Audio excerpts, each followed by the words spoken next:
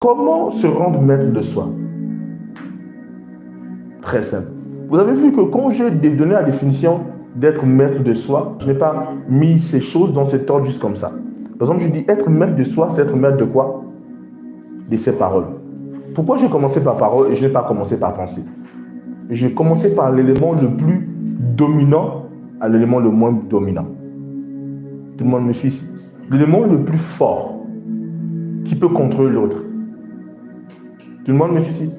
Donc je dis être maître de soi, c'est être maître de ses paroles.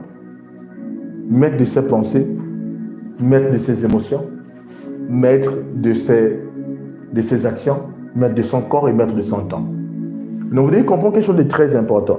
Celui qui est maître de ses paroles est maître du reste. Parce que vos paroles déterminent votre pensée. J'ai enseigné ici en ligne sur la différence entre les confessions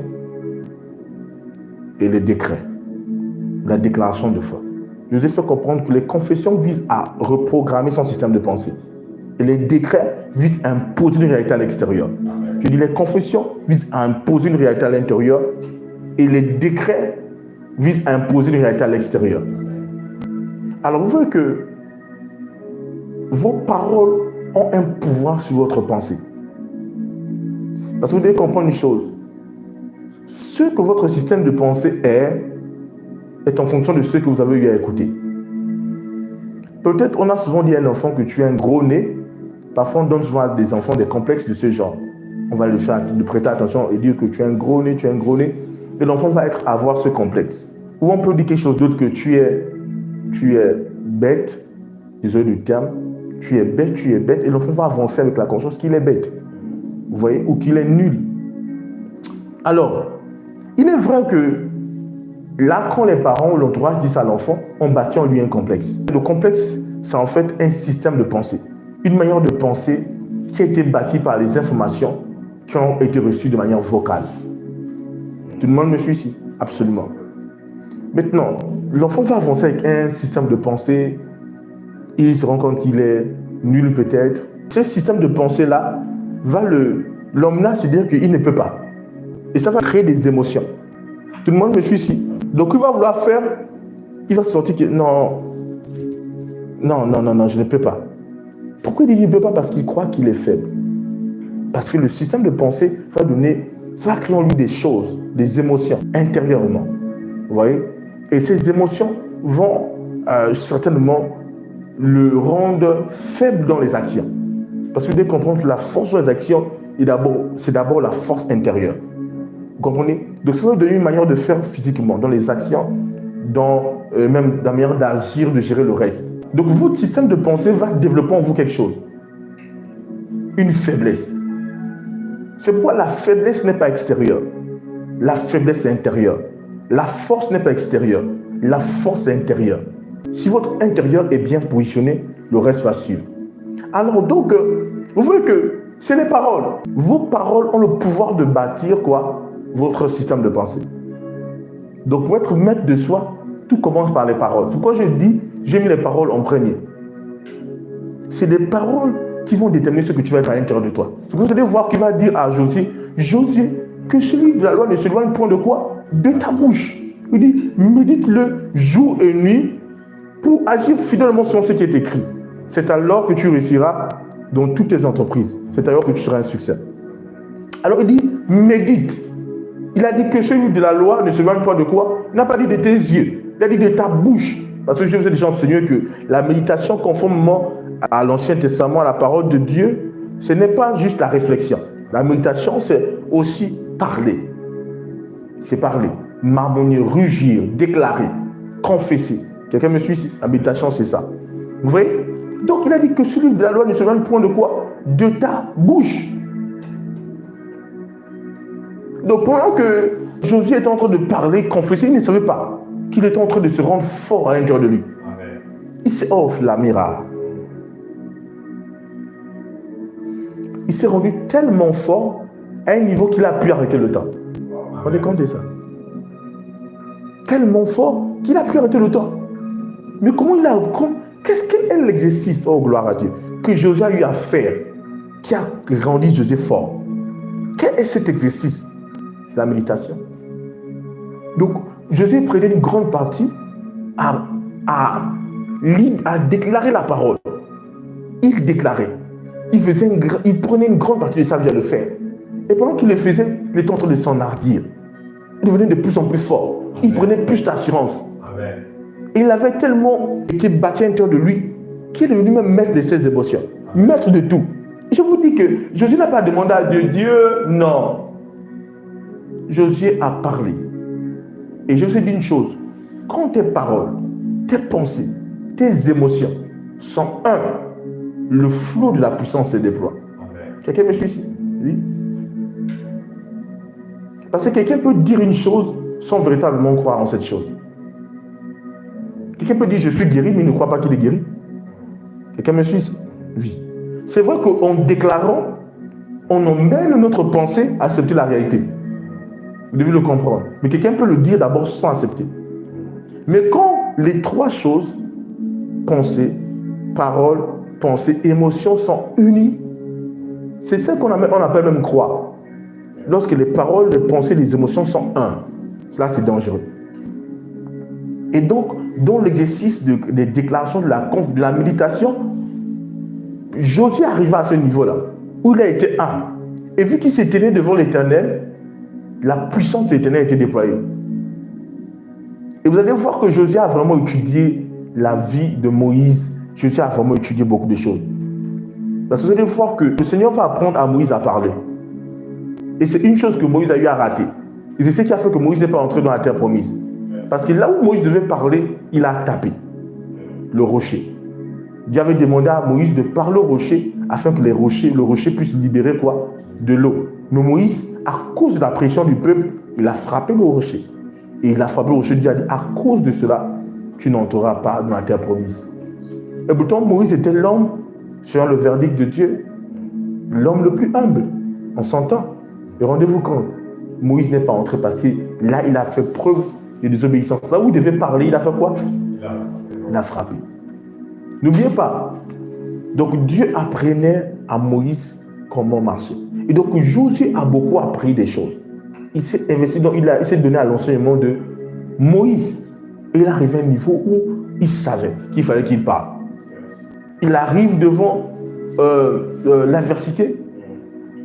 Il veut tirer vengeance sur ses ennemis, leurs adversaires. Josué parle. Et vu qu'il s'est tellement bâti en lui, il est une autre personne. Josué ne voit plus que arrêter le temps est trop grand. Qui me suit ici? Josué ne se dit pas que Dieu n'est pas trop grand pour arrêter le temps. Là, Josué pense autrement. Josué pense différemment. Il s'est tellement bâti à l'intérieur de lui que pour lui arrêter le temps, c'est rien. Il dit, bon, là, je n'ai même pas besoin de supplier Dieu pour cela, non. Il dit, soleil, lune, stoppez votre course. Donc, une de voies pour être maître de soi, c'est la maîtrise des paroles. Tout le monde me suit ici? Amen. Donc, apprendre à bien parler. Donc, apprendre à bien parler va vous rendre maître de vous de manière totale. Vous savez, quand vous lisez Romains chapitre 12, vous allez voir que la Bible va me demander d'offrir nos corps comme un sacrifice agréable à Dieu. Mais ton corps ne va que là où ta pensée va. Je dis quoi? Ton corps ne va que là où ta pensée va. Ton pensée a le pouvoir sur ton corps. Or, tes paroles ont le pouvoir sur ta pensée. Quelqu'un me suit ici? Amen. Oui. Je vous ai déjà dit que les paroles ont le pouvoir sur les émotions. Si quelqu'un vient, c'est un Chinois, peut-être toi tu parles Wolof, le Chinois ne comprend pas Wolof. Et tu l'insultes en Wolof. Et celui qui a pris de toi, il parle chinois, il dit au Chinois que non, il t'a salué. Le Chinois va dire, le Chinois peut me répondre et redonner l'injure en croyant que c'est une salutation. Pourquoi? Parce que sa pensée n'est pas habilitée. Son intelligence n'a pas la capacité d'interpréter le message dans son sens véritable. Et donc sa pensée n'analyse pas, ce n'est pas pour lui une injure. Donc pour les émotions ne sont pas négatives. Mais si par exemple, tu l'insultes en chinois, son intelligence analyse. Sa pensée est dans un état déjà, et l'état de sa pensée, parce que l'intelligence, dans la structure de l'intelligence, c'est le système de pensée. Amen. Tout le monde me suit ici. Amen. Et donc, il va redonner, ça va lui donner des émotions. Il peut être fâché contre toi. Donc les émotions sont contrôlées aussi par les paroles. Vous comprenez ce que je suis en train de dire? Oui. Tout le monde me suit ici. Donc celui qui apprend à être maître de soi en Christ, dans la grande spiritualité en Christ, comment devenir maître de soi? C'est apprendre à bien parler, à utiliser ses paroles comme il se doit. Amen. Tu n'es pas discipliné, ce n'est pas un problème. Tu es lourd, ce n'est pas un problème. Tu ne fais pas ceci, ce n'est pas un problème. Ici, non. Apprends à utiliser bien les paroles. Amen. Vraiment quelque chose de très glorieux. Jacques chapitre 3, verset 2. Si nous mettons le mort dans la bouche des chevaux pour qu'ils nous obéissent, nous dirigeons aussi leur corps tout entier. Voici même les navires qui sont si grands et que poussent les vents impétueux sont dirigés par un très petit gouvernail au gré du pilote. De même, la langue est un petit membre et elle se vante de grandes choses. Voici comme un petit feu peut embraser une grande forêt. La langue est aussi un feu. C'est le monde de l'iniquité. La langue est placée parmi nos membres, souillant tout le corps et enflammant le cours de la vie, étant elle-même enflammée par la géhenne. Toute espèce de bêtes et d'oiseaux, de reptiles et d'animaux marins sont domptés et ont été domptés par la nature humaine. On avance. Mais la langue, aucun homme ne peut la dompter. C'est un mal qu'on ne peut réprimer. Elle est pleine d'un venin mortel.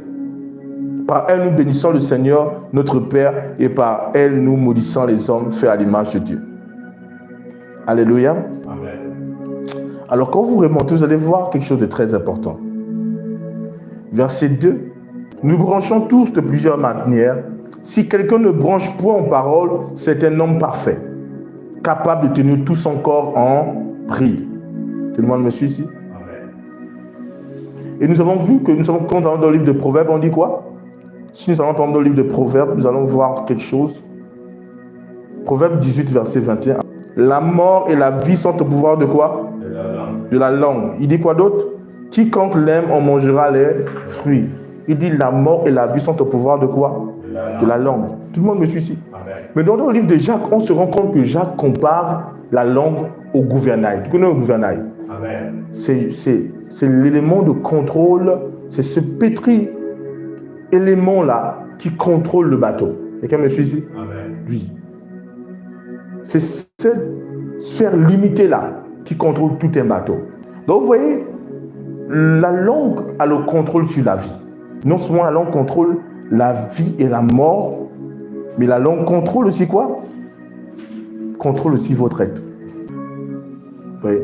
Donc la langue est tellement puissante. Et la langue nous permet de quoi? De parler. C'est pourquoi le premier signe, l'un des premiers signes que quelqu'un a reçu le Saint-Esprit, c'est que sa langue enflamme. N'oubliez pas, il a dit la langue est aussi un feu. Amen. La langue peut enflammer le cours de la vie. Amen. Mais la langue ne peut pas enflammer seulement le cours de la vie dans le mauvais sens, mais aussi dans le bon sens. Amen. C'est pourquoi toutes les personnes qui prient, qui parlent beaucoup en d'autres langues vont connaître le ministère du feu. Le ministère du feu. Vous allez réaliser que vous êtes en feu souvent. Vous allez voir beaucoup de choses. Alléluia. Vous allez même être en arti. N'oubliez pas que celui qui parle d'autres langues s'édifie soi-même. Donc les paroles sont tellement puissantes. Tout le monde me suit ici. Amen. Donc vous devez comprendre que votre langue, l'usage des paroles est le plus grand don que vous avez reçu de Dieu. Et par l'usage des paroles, vous pouvez devenir qui vous voulez être. Vous voulez être quelqu'un de différent. Vous n'avez pas à être discipliné. Vous n'avez pas à être fort. Apprenez à parler. Si tu n'es pas discipliné, tu ne fais que confesser, je suis discipliné. Je suis discipliné. En un temps, tu vas devenir discipliné. Vous allez voir que les hommes de ce monde connaissent ce secret. Et ça marche aussi chez les hommes ordinaires. Pourquoi? Parce que c'est réel. Quand nous lisons Jacques chapitre 3, verset 2, nous branchons tous de plusieurs manières. Si quelqu'un ne branche pas en parole, c'est un homme parfait, capable de tenir tout son corps en bride. Vous savez que le corps est très rebelle. Si quelqu'un ne branche pas en parole, il est capable de tenir tout son corps en bride. Par exemple, lorsqu'on va jeûner, tu es en train de jeûner, pourquoi tu vas encore manger? Le corps fait une forme de rébellion. La rébellion du corps est à cause du pouvoir de la chair. Tout le monde me suit ici? Amen. Donc celui qui a pu maintenir son corps en bride a su dompter ses pensées, ses émotions, ses actions. Mais on dit que c'est par la langue qu'on maintient le corps en bride. Amen. Donc la langue là contrôle les pensées, les émotions, les actions. Parce que ce qui contrôle la pensée contrôle les émotions. Si ce qui contrôle les émotions, les pensées contrôlent les actions. Amen. Et ce qui contrôle les actions contrôle le corps. Tout le monde me suit. Et si tu as le contrôle de ton corps, tu as le contrôle de ton temps. N'oubliez pas. Si tu as le contrôle de ton être, tu as le contrôle de ton temps. Alléluia. Amen.